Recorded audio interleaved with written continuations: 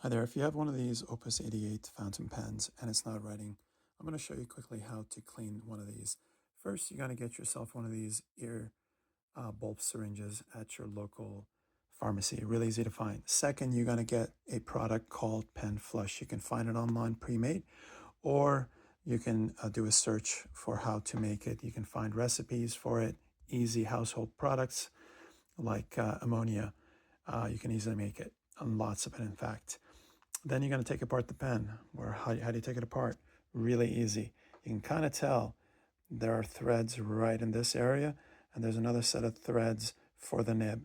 Unscrew these parts and the nib, these can be rinsed.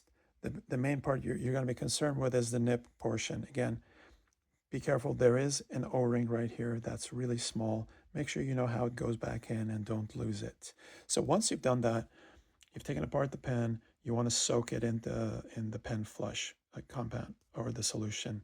Let it sit a few hours. I usually let it sit a few hours. Then I go back and I start flushing the nib from behind. And I start looking for the ink.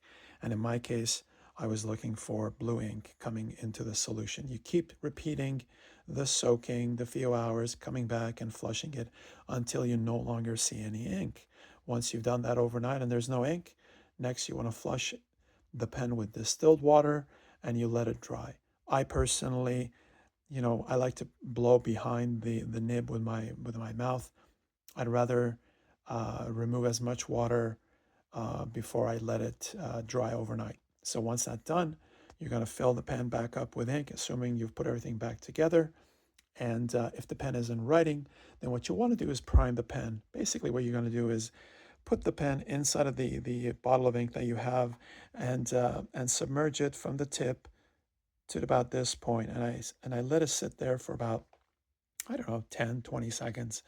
And I don't wipe the nib. I just put the cap back on and allow the pen to stay vertical overnight. And then when I come back, it's writing just fine.